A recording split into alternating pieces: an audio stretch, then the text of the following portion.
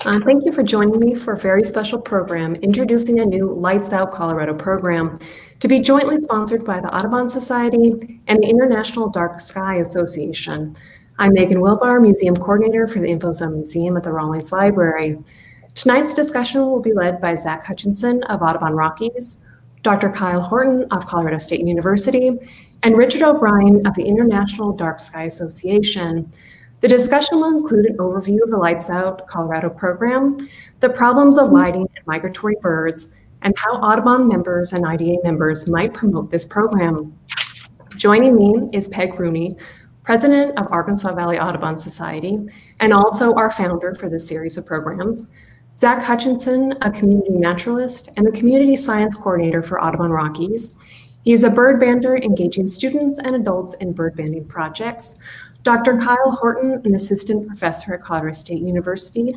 His research includes many published papers applying radar data to questions of nocturnal bird migration. Richard O'Brien, a volunteer board member and communications coordinator of the Colorado chapter of the International Dark Sky Association. He's active in community outreach about light pollution problems. Thank you for joining me this evening. Our presenters will be answering questions at the end, so please type your questions in the comments box. I'll now turn the screen over to Peg, and then we'll jump right into our program. Great, thanks, Megan. I want to welcome you all here tonight and encourage you to get involved in protecting birds, other wildlife, and their habitats. You know, we've lost 3 billion birds since the 1970s, and that's no small thing because birds are indicators of the health of the planet. So I want to encourage you to join Audubon in the fight to protect the birds that we love, to protect our planet, and ultimately to protect ourselves. So membership information is on our website, Southern Colorado Birds, abbreviated SOCO, S-O-C-O, so socobirds.org. Hope you'll join us in the fight. And now I'll turn things over to our panelists. Okay, let's see if I can get this going.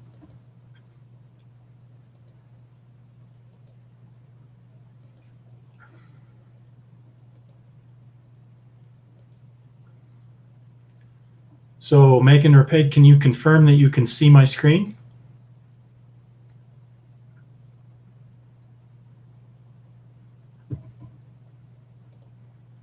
Uh-oh. Looks like I lost Megan and Peg. I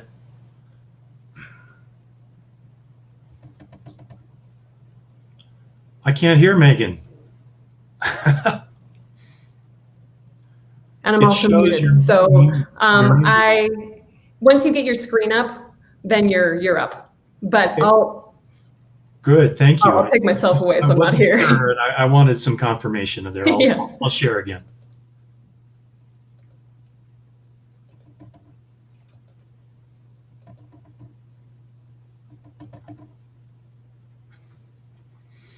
Okay, I'm Richard O'Brien, and we're here to talk about Lights Out Colorado, which is a program we're developing to help migratory birds. Let's see. And we're jointly sponsored by the Audubon Society and the International Dark Sky Association. I'm with the International Dark Sky Association. And here we'll start with a cartoon here. It's hard to imagine how birds think, but the whole idea of them flying away from the light is kind of humorous to me. But that's what they really need to do, is fly away from the light. Okay, so the Lights Out Colorado proposal will be to help birds. The goal is to help birds during nocturnal migrations in eastern Colorado. And we're focusing on the Front Range urban corridor because that's where the most light pollution is. We're asking all Coloradoans, regardless of where they live, to shut off all outdoor lights by midnight during migration seasons and to shield all outdoor lights. Okay, tonight's goal is really to gather comments. So each of the three panelists will have a short presentation to make, but then we're going to have a discussion. And this is the project is a work in progress, so any details we talk about tonight may change before we actually launch the program. Tonight's discussion, as I've started out with a brief introduction, and then we have Zach Hutchinson from Audubon Rockies will have a short presentation. Dr. Kyle Horton from Colorado State University will have a short presentation, and then I'll have a short presentation about shielding and the light curfew, followed by a discussion from all of us. So I think we're ready to move on.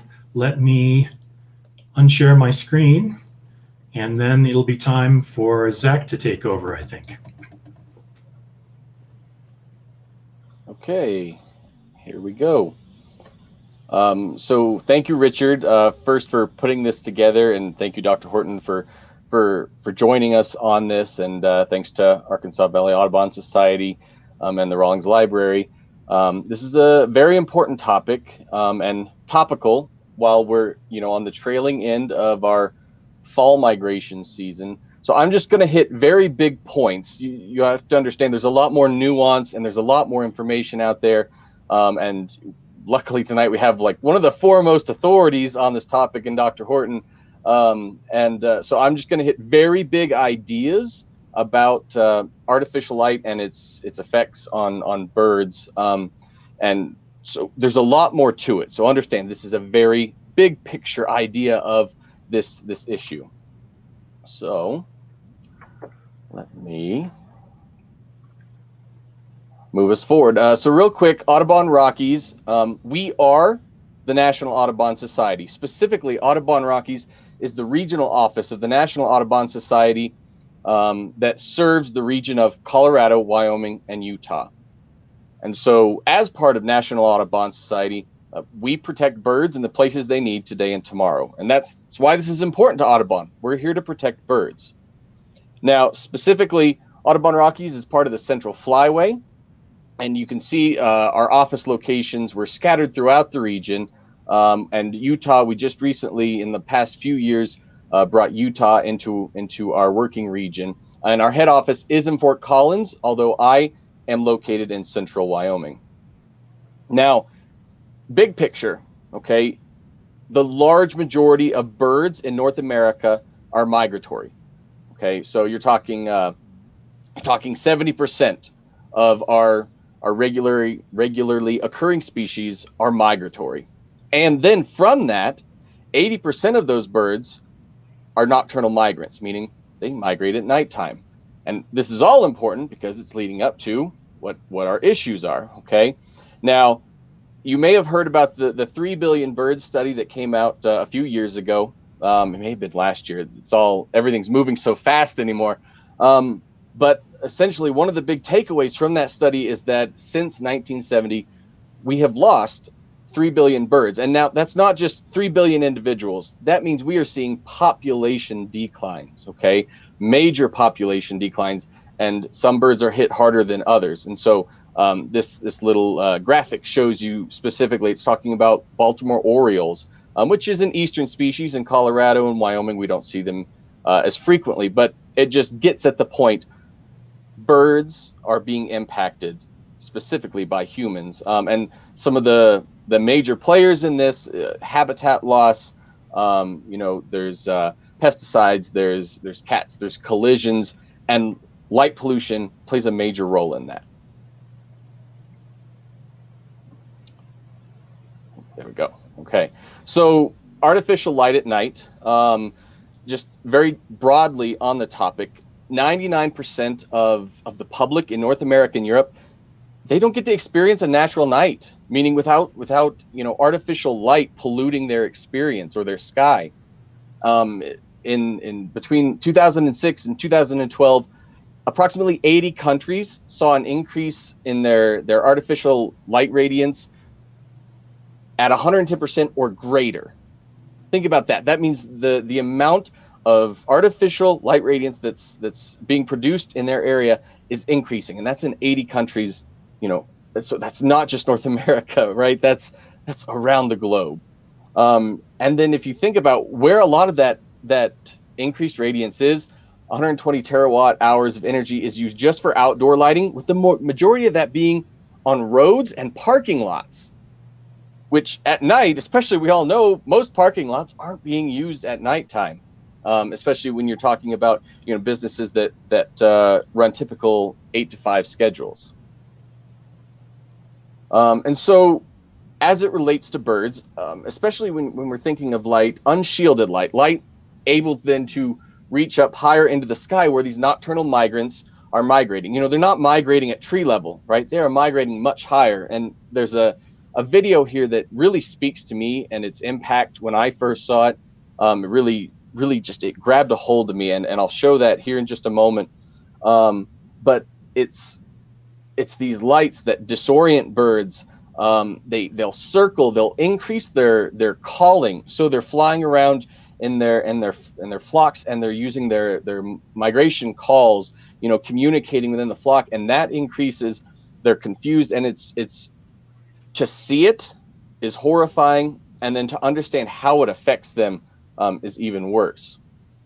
So if you think about artificial light and birds, this first number, the 350 million to 1 billion birds that collide with buildings, not all of that is necessarily nocturnal migration related, but it is in that number. So these lights are causing birds to be disoriented, confused, and they can collide with buildings, with windows. Okay, there's a lot of studies on the September 11th tribute lights, and some of the results of that showed the increased density. So you're seeing in those lights, compared to the baseline areas in around the tribute lights, you're seeing an increase of 20 to 150 in density. So there's more birds coming to those lights. They're being drawn to those lights. They're decreasing their flight speeds. They're circling, and then they're increasing vocalizations. And birds, oftentimes an increase in vocalization is a signal of stress. Now, not always, but frequently it can be.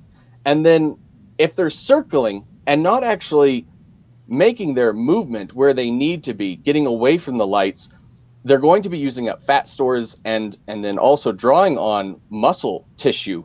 As their fat stores go down, then their body starts to use, you know, calories from anywhere it can get it, and that goes into their muscle tissue. And there's a correlation between poor body condition and lower survivorship and productivity, meaning surviving from one year to the next and then adding back into their own population.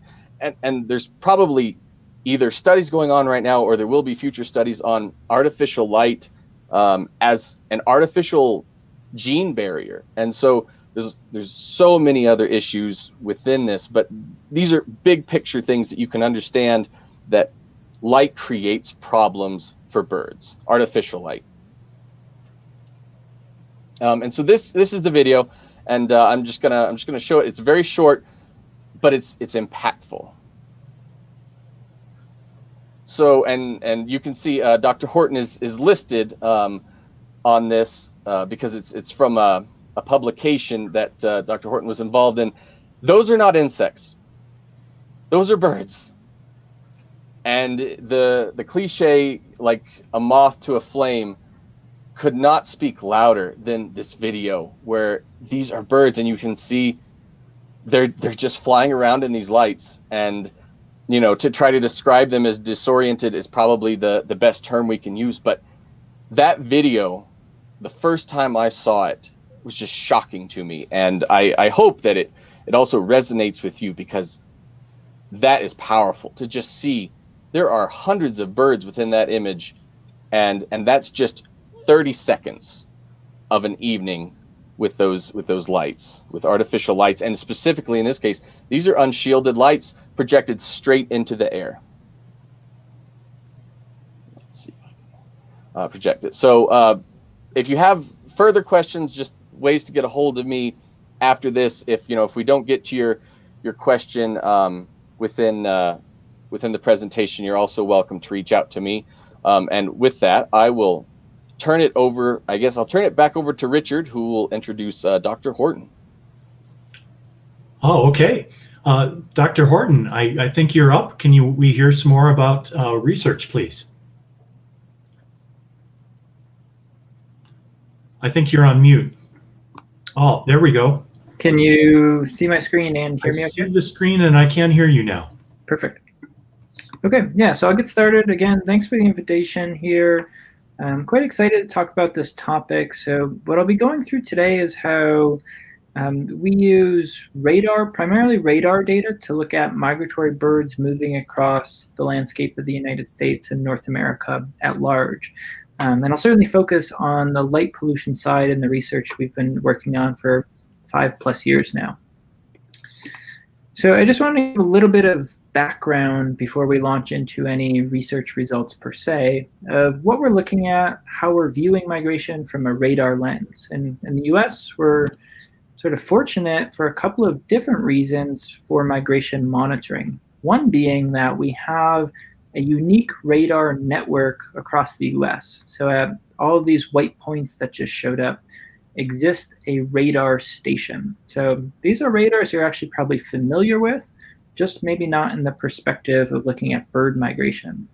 So these are the radars that are going to be detecting weather events. If you want to know if it's raining or there's a thunderstorm approaching, maybe there's a hurricane coming through the Gulf of Mexico or a tornado through the Central Flyway.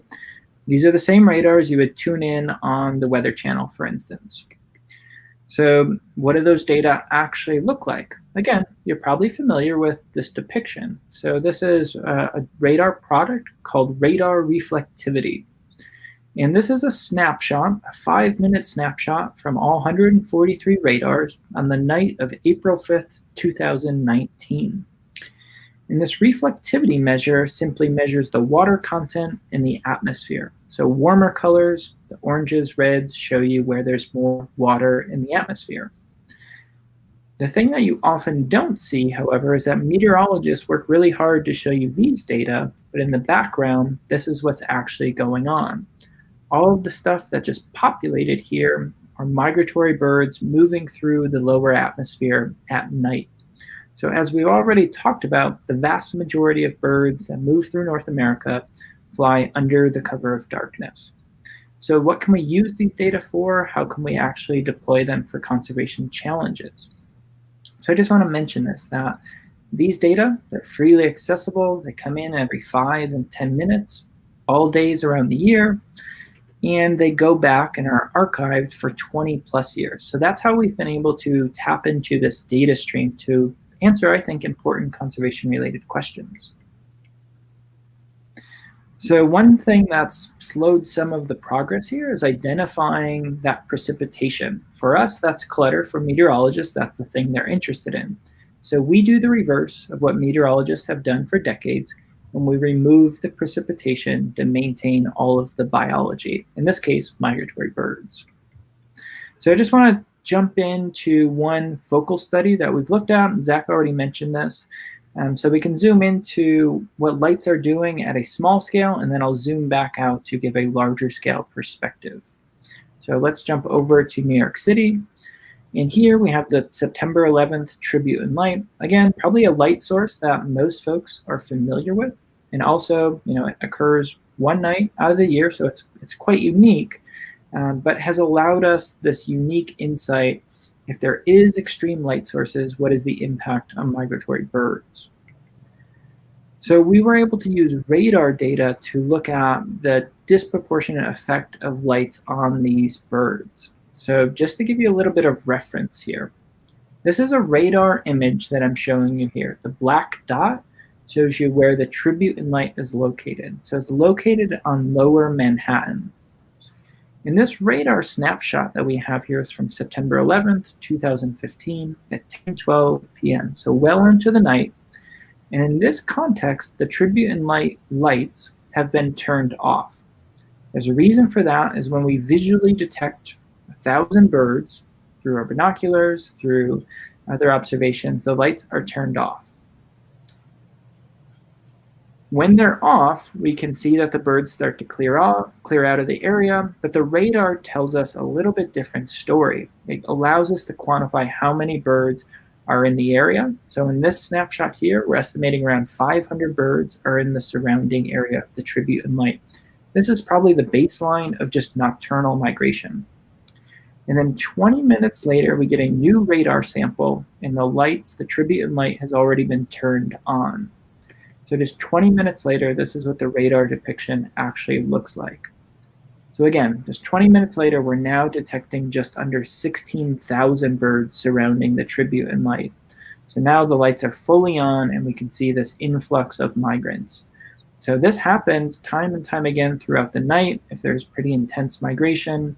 In over 7 years of doing this monitoring, that equates to 7 nights, we estimated on a range of 1.1 million birds came in and out of the tribute and light through those 7 nights. So it's quite staggering.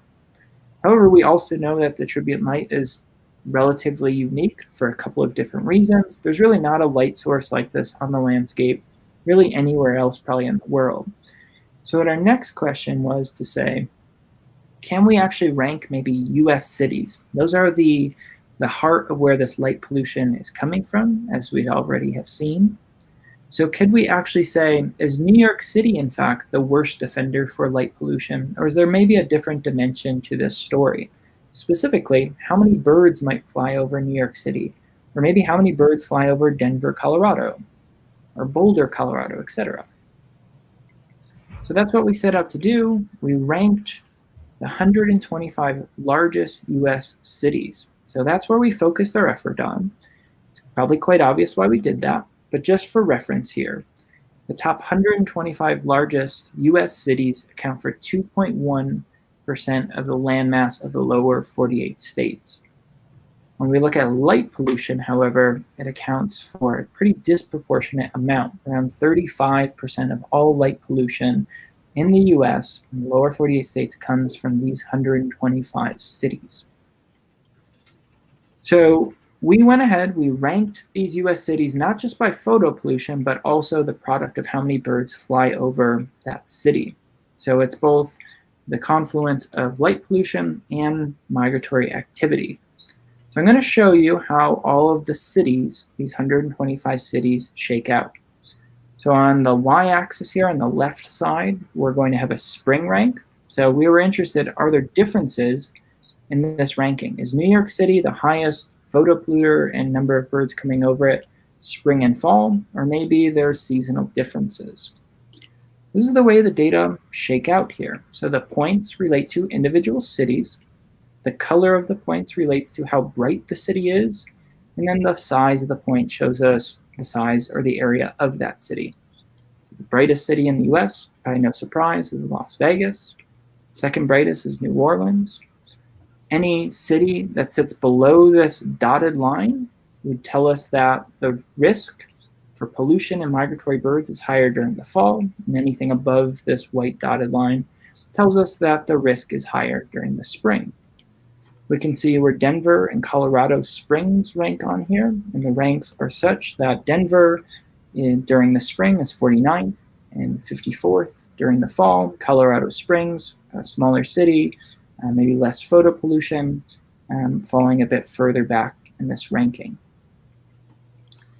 So I just want to talk a little bit about this story in the context of Colorado. So what I'm going to show you are some radar data from 2018 from the Denver, Colorado radar.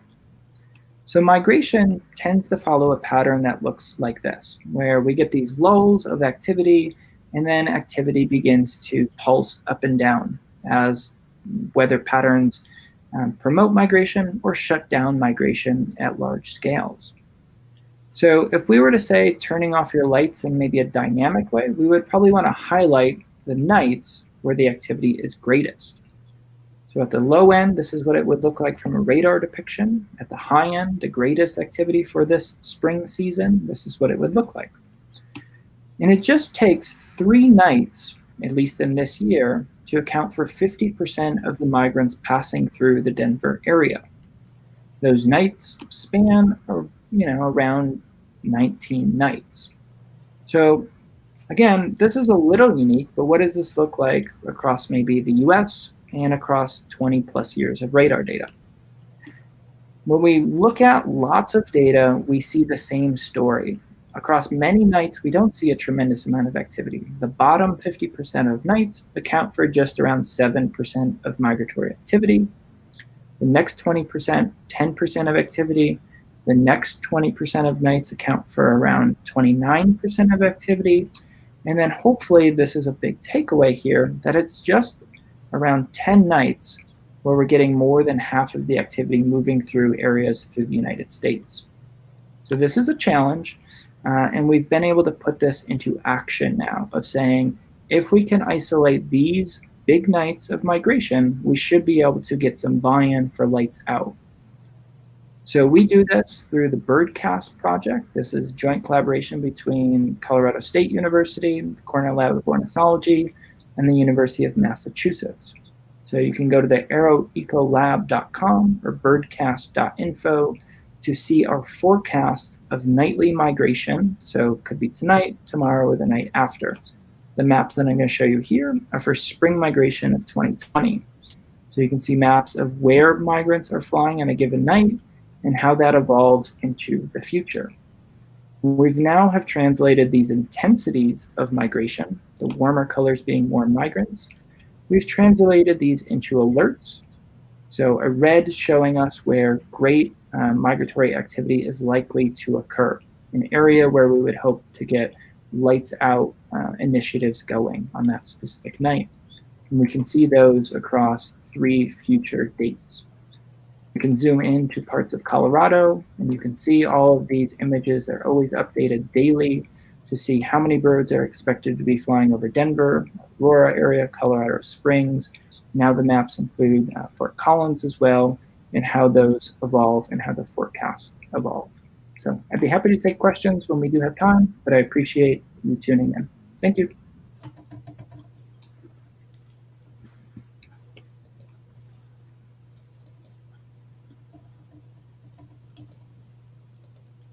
Well, thank you, Dr. Horton. That was great.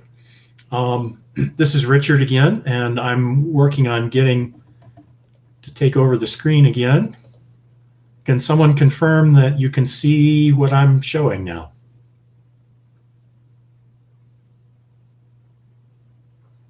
I can see it. Great, thank you. I appreciate that, because I can't really tell for sure what you can see. But anyway, this little segment that I'm going to talk about, some of the possible solutions here that we need to work out. And again, this is all work in progress. But as you've heard, there are 2 main problems here. One is building collisions, and the other one is navigational disruption. And I think they're both important.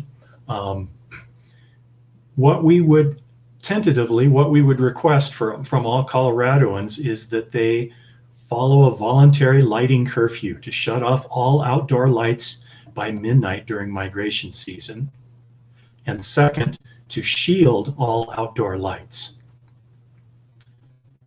And those would address the two issues. There are some exceptions to the voluntary curfew. Lights that are activated by motion sensors can remain powered on because they're off most of the time anyway. Businesses that are open after midnight could keep the lights on until they close. Street lights are really under the control of city governments, and we'll hope that most cities will take some sort of action, but it will vary from city to city as to exactly what action they take on street lights regarding this. And finally, any lights that are required for aviation safety obviously need to stay on all the time. We can't shut those off. But anyway, in terms of research, we've already heard a lot about research, but in particular, research related to lights out programs. There's quite a bit of evidence already showing what the value is of what most of the lights out programs do, which is a voluntary lighting curfew, and that by creating the curfew, they can reduce the number of collisions between birds and buildings. And you've all seen the rather memorable pictures of piles of dead birds. That's very photogenic and very easy to remember. But there's very little, to my knowledge, there's little evidence yet that shielding can help reduce navigational disruption in migratory birds. Now, I know I'm hoping we'll make progress on that, but nevertheless, it seems likely that shielding will be helpful.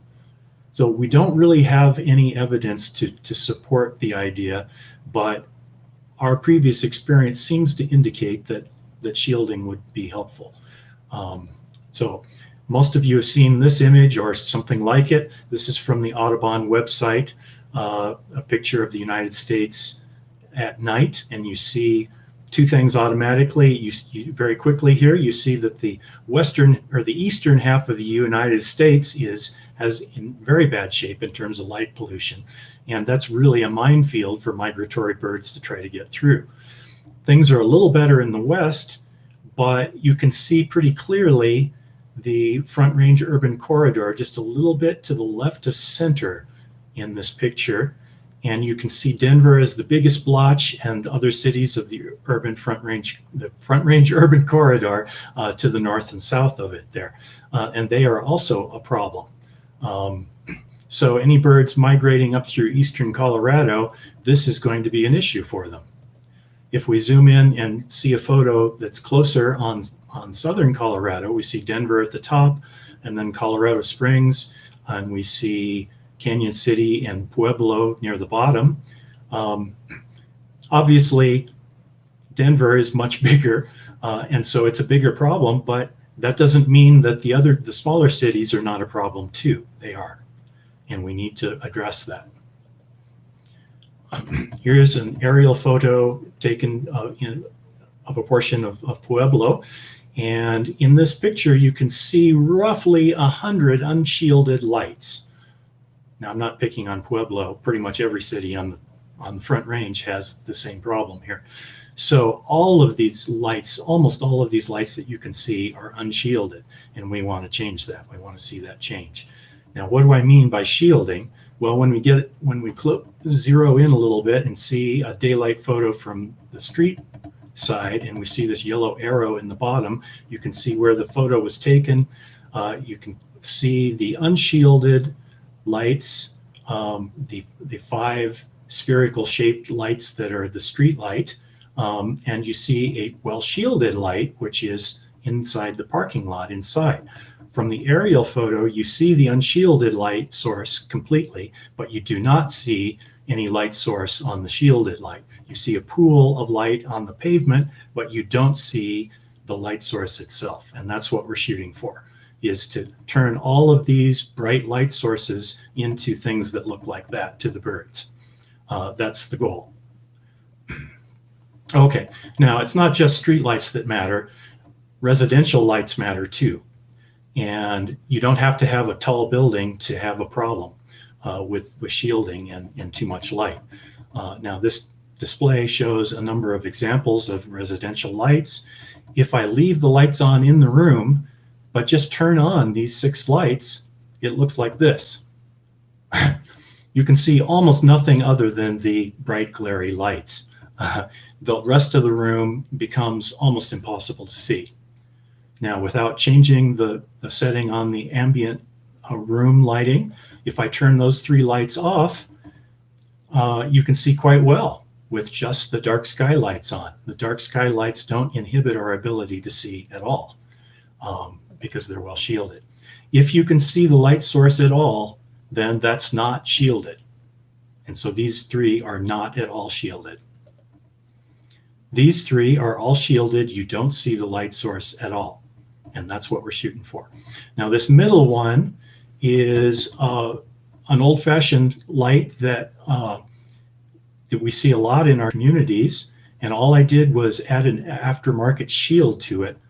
Here's what the light looks like without the shield. Whoops, I skipped one. There's the light and the shield sitting on the table. But if I lift it up and without any tools, put that shield on the light, then voila, I get a well-shielded light. And so that's as simple as it is for existing lights. We just need to put shields on them. Secondly, these other 2 examples you see here are examples that might be installed with new construction or remodeling or whatever. These require a contractor to actually install them. But in terms of money saving, the one on the right, the far right, is the cheapest of all of the possible options. Now, it's the most expensive to buy up front, but once you factor in the cost of electricity, it becomes way cheaper than any of the others. And one of the main reasons for that is it's got an integrated motion sensor on it. So it's only on when it detects motion. And that saves a tremendous amount of electricity. As well as, you know, all of these are well shielded too, so they're going to be good for the environment. If you're interested in finding lights that are like this, if you look for this seal, then you can be guaranteed that the product, the fixture, conforms to all of the recommendations of the IDA. Now, on big projects, professional lighting designers kind of know what the IDA recommendations are, and so they don't really need this. But smaller projects, you really need this seal to guide you. Now, it says that it will meet the shielding recommendations of IDA, as well as a number of other things that are a little bit harder to see at first glance. So I recommend that you look for the seal on the packaging of any lighting that you're interested in buying. Finally, there are two questions that come up all the time with regard to lighting and possible changes. One is, don't we need light for safety? And the second is, how much will this cost? Well, let's look at safety first. In these pictures, that on the top left, you see a completely unshielded light that's causing a real safety problem. There's a person standing in the shadow that we can't see at all because of the glare from that light. Once we put a hand up to block the glare, then we start to be able to see the person in the shadow, kind of in the gate there. So you can see how the glare is reducing our ability to see what we need to see. In the second pair of photographs here, we see on the bottom left, we see what appears to be a well-lit sidewalk and a person in the distance there that you can see quite well. And in the second photo, all that's happened is that person has moved into a shadow and it's impossible to see them anymore. And the reason it's impossible to see them is because of the glare from those lights. If those lights were shielded, we could see into the shadows much better. So glare causes safety problems. So how much will this cost? Well, the good news is in most cases, the electricity savings will be greater than the cost of the project. The electricity savings will be greater than the cost of the project. One example of a big project, in the city of Tucson, Arizona, they replaced most of their streetlights with LEDs, and they implemented dimming at midnight. And they're now saving a huge amount of electricity. And also, they have an extra $4 million in their budget to spend on other things. So there's an example where they did everything that the IDA is recommending, and they ended up with $4 million of free money. So that's good news indeed. Here's what it looks like in Tucson after the curfew, after midnight. You see most of the lights in this photo have been shut off. The street lights have been dimmed, but you're still able to see what you need to see perfectly fine. It doesn't look like what most cities look like today, because we see, even at 4 a.m., we see brightly lit parking lots and things like that with, you know, completely empty parking lots that are brightly lit at 4 a.m. And in Tucson, they've figured out a way forward, a way to get past that. They've implemented streetlight dimming at midnight, and then most other lights have to be turned off by midnight. Now, if there are businesses that are still open, they can keep their lights on until the business closes. So now, questions and comments. First of all, for our folks that may be watching the video recording of this, I want to especially stress that we still want to hear your comments. Would you please email me at richardobrien@darksky.org. Or if you need to write to Dr. Horton, it's Kyle, and I'm not sure I got the address right now that I see it. But Dr. Horton, could you confirm, is this a good address for you? Yep, that works. Okay, great. And his website that he mentioned in his talk is wonderful. I highly recommend it. It's called arrowecolab.com. If you go to that, you can see, for example, the migration forecasts, what they're forecasting for migration through Denver, for example. If you email a comment to Dr. Horton, please also CC me so that I can keep your comment in our archive. I will keep your name and your email address private, but I will make sure that the comment gets seen by the people who are working on the project. Also, many of you watching may be already familiar with how you reach Zach, and I'm not sure again that email address is correct for Zach. Did I get that right, Zach? That one is correct, yes. Okay, very good. And you've all, the Audubon members have all been to the Audubon website and the Audubon Rockies website, I'm sure. Once again, if you email a comment to Zach about Lights Out Colorado, please also put my name in the CC line. That way we can be sure that your comment gets into the archive. And finally, we'd like to have any live people that we have start a discussion. If we don't have any comments or questions for discussion, then I have some here that we can choose from. So Megan, can you, let's see, I can't see the chat window. Let me stop sharing here. Yes, there are some items in the chat window now. So let's see. Okay. Quite a few things from Peg. Okay, does exposure to artificial lights at night interfere with human circadian rhythms? Yes, that's the short answer. Not exactly part of our discussion tonight of birds, but yes, that's a big problem, and that's something we can address and we can talk about on the side. Does the color of light matter? Again, yes, it makes a big difference to humans. We're not sure if it makes a big difference to birds or not. The jury's still out, as far as I know, on that. Are pink highway lights better for migrating birds? Gentlemen, do we have any research that says anything about color and birds? I'm not aware of any research, but I can jump in real quick, maybe.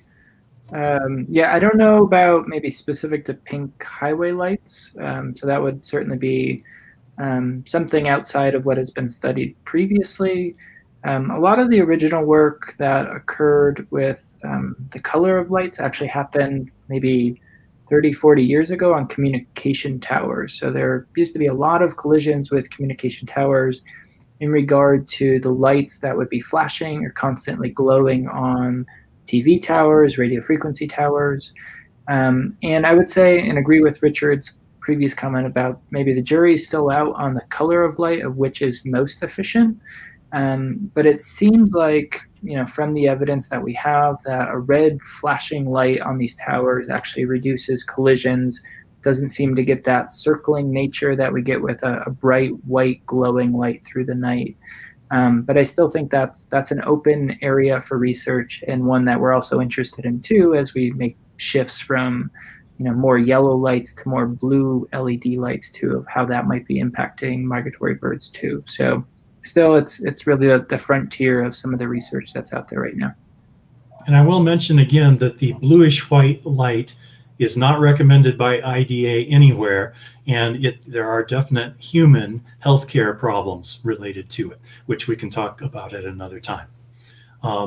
So regardless of whether the bluish white light is particularly bad for birds or not, the IDA does not recommend it, and it doesn't cost any more to put in the orangish white lights and they are better for human health. So that's recommended.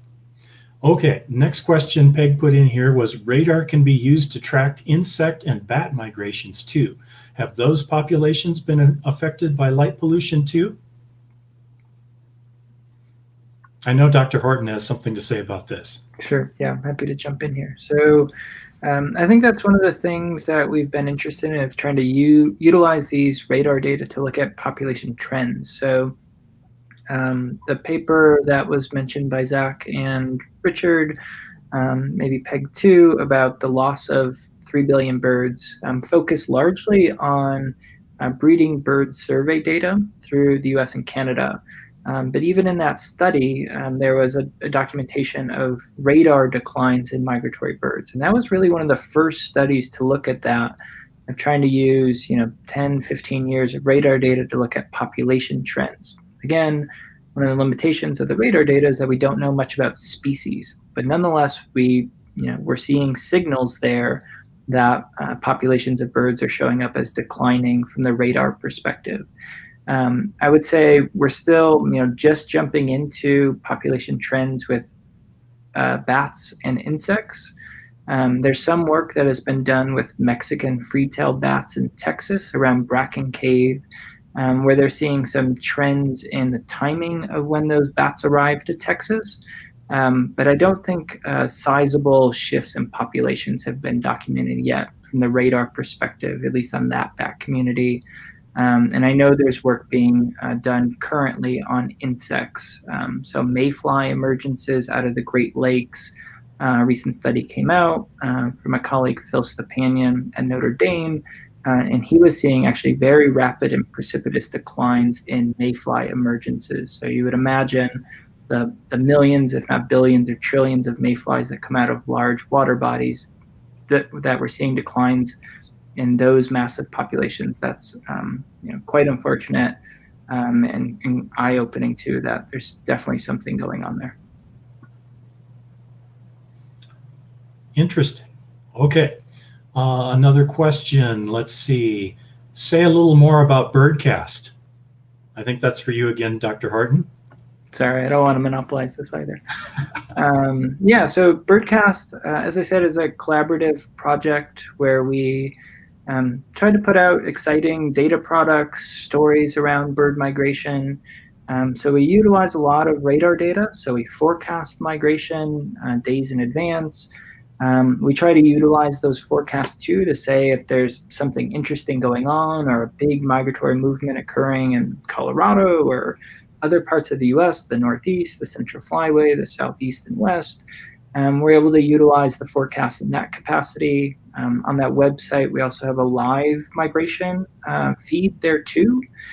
So a colleague, Adrian Doctor at the Cornell Lab of Ornithology, serves up these data products too. So you can, we convert the raw radar data into a more appealing and friendly version of it. So you can tap in and see as new radar images come in each night throughout the entire year. That's what Birdcast offers.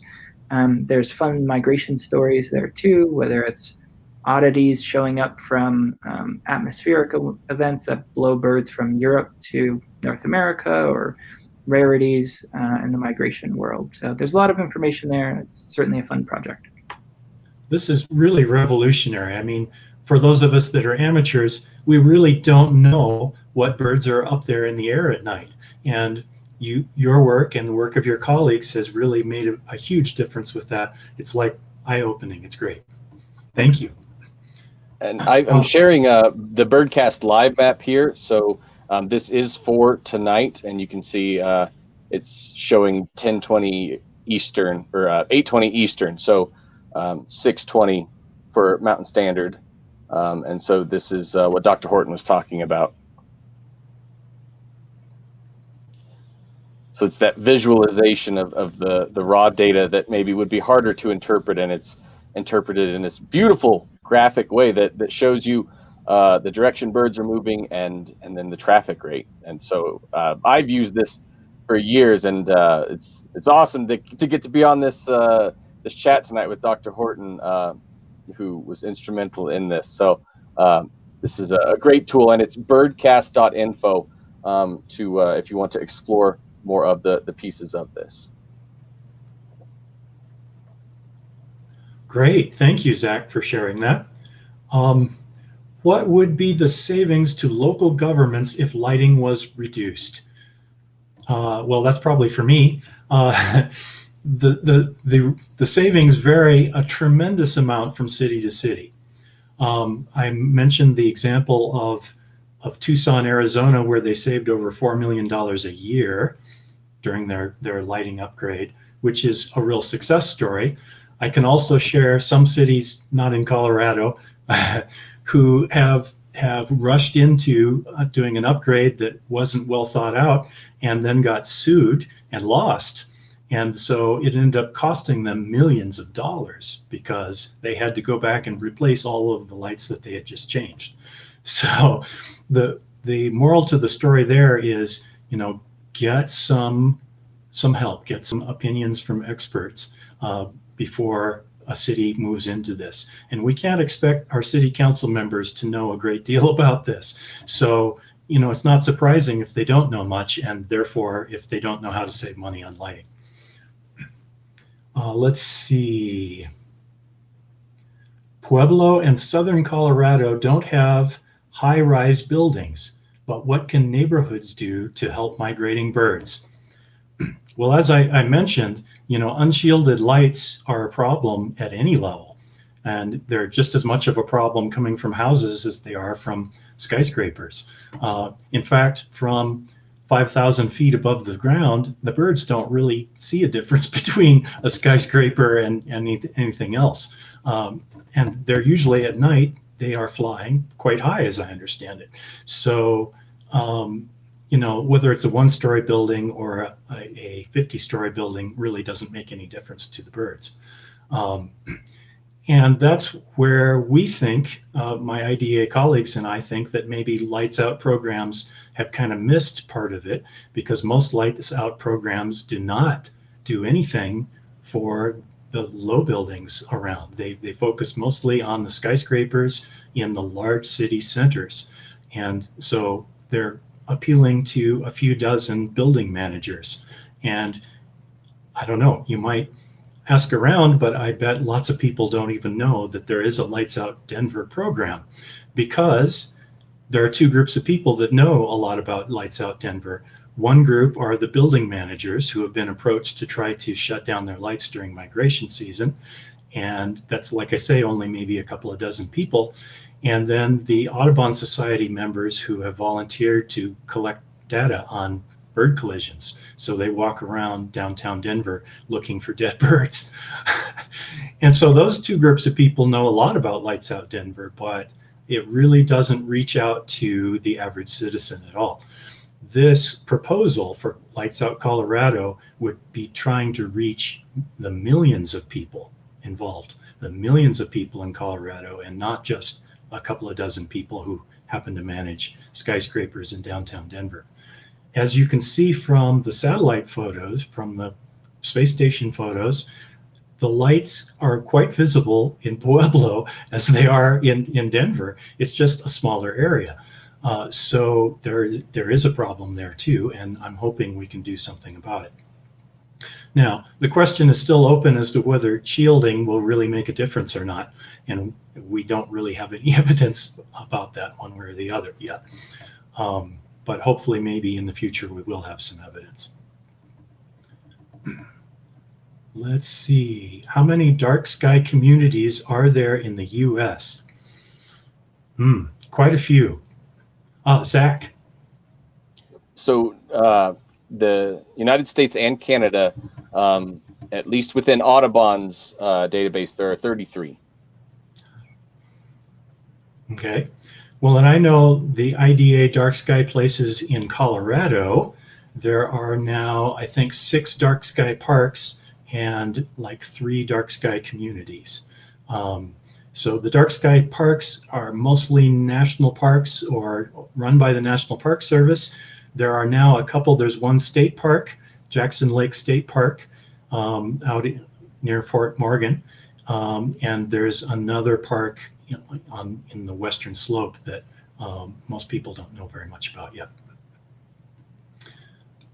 So let's see. We have another 5 minutes left. Let me see if I can bring up the questions that I had again.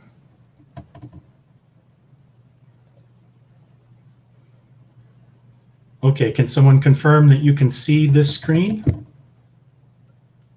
Can see. Great, thank you. So some of the questions that I know we have, and while we have the experts here, it would be good to talk about them, were what specific dates should we use? Now, Dr. Horton, you said that just a few days a year is when all the birds are moving. Can we figure out exactly when that should be for eastern Colorado and specify a fairly narrow range of dates? Yeah, it's a great question. So we do have a range of time, sort of these envelopes of time where we expect around 50% of birds will be moving through given areas. So we do have those dates. I don't know them off the top of my head, but we could obviously provide them too. So you're anywhere from probably mid-April to mid-May for spring and mid-September into October for the fall. And then we'll just say sort of this statement here of we've been looking at this strategy too of, you could say turn off your lights for a continuous time period, that is, 2 weeks, for instance. But maybe you would, be inefficient in that mechanism. So saying turn off your lights when there's not many birds flying at night, or maybe there's a big night of migration that occurs outside of that envelope of time. So the forecasts allow us to be a little bit more dynamic too, that we put out the alerts. So if building managers or even, flicking off the light in your front porch on those specific nights, that can probably reduce the amount of human effort that has to go into this too. So there's a couple of different strategies to do this, of saying turn off your lights for a continuous time period, 2-3 weeks maybe, or turn off your lights on maybe the 10 very specific nights where there's a lot of migration occurring. And as I understand it, the migration flow varies a lot with the weather, right? So the days may vary a little bit from year to year, correct? Yep, that's exactly right. So essentially we utilize meteorological forecasts to make our bird migration forecasts. So we're acutely tuned into things like air temperature, wind speed and direction, barometric pressure, and a whole slew of other predictors. It would be great if we could get the TV news channels to put your migration forecast on every night during migration season. Has there been any effort to do that? I fully agree with that statement and support it. We've tried and reached out, and we continue to do it this fall. We've had some stories picked up, but it doesn't seem like it's a regular occurrence at this point. Yeah, well, maybe someone who is watching this broadcast can think of an idea to help make that happen. Second question, how can the program have the most benefit for migratory birds? Now, I already mentioned that I don't think we really know that the shielding is going to work, but it seems like a good guess, and it's a place to start. Do either of you have some comments about that? I guess this is a question for Dr. Horton on with the tribute lights, which have had significant study. Has there been any looking into, okay, so shutting them off obviously had a positive effect on the birds, allowing them to scatter. Would blocking the lights at a certain level have a similar effect, or would they just be drawn lower? Or has there been studies on that yet? Yeah, I hadn't really thought about in terms of how high they cast up into the airspace. My guess would be that even if we could shield that very intense light source, we'd still get birds pulled in and presumably at lower elevations. So they tend to come in at high elevations, and then they seem to circle down. So if we left the lights on very long, they would start getting even closer to the buildings themselves. So we have a study that's going on right now in Chicago. So there does seem to be, this is a little bit of a tangent from shielding per se, But one thing that we've always been lacking is this direct connection between light pollution, the intensity, and then mortality events. The tribute in light obviously is visually, we can see the birds being attracted, but we don't see a lot of mortality there. However, we know that big collisions occur at some of these skyscrapers. So a colleague, Benjamin Van Doren, who I also work with on the forecasting side of things, is leading a study right now of how many lights on a single building in Chicago are illuminated, and then the relationship between how many dead birds show up the morning after that event. So we're seeing some convincing results and linkages there too, which is exciting. Maybe in a bad way of being exciting, but nonetheless some concrete evidence. That's interesting. Well, let's skip to the very last question because we're about out of time. How can we measure the success or failure of the program? Do you have any thoughts on that? I think from a human side, at least, raising awareness on the issues, that are involved, and you can measure success in how many people are signing up, to get their buildings out, to get their house lights out, shielding their lights. And if this study that's happening, that talks about intensity, teaches us some things about maybe how shielding can influence positively. So from a human side, there's that, and then I'll let Dr. Horton speak to it from the bird side. Yeah, I definitely second what Zach just mentioned there too, of just, how can we raise awareness, maybe even doing it in a more formal capacity of putting out surveys before we launch a lot of awareness, and then seeing if folks actually picked up the information after the fact. And then a lot of these volunteer programs where folks are going out each morning and seeing how many birds died, for instance, colliding with buildings. That's a big effort for those volunteers to wake up, go out, collect dead birds each morning. But there's really not a lot of other ways to actually monitor the success in that we're mitigating collisions. So my hat goes off to those folks that do that in various cities across the US, and it's really important data for scientists like myself to look at. Great. Well, thank you, panel members. Megan and Peg, are you there? And will you like to sum up? I forgot to unmute myself, but thank you so much for the great program. I personally learned a lot about what I can personally do to help. So thank you all for joining us tonight. And if there's no more questions, everyone who attended. Yeah, and thank you so much. And I'll leave now. Okay. Thanks for hosting us, Megan, and Richard. Thanks for the invite. Great to meet everyone.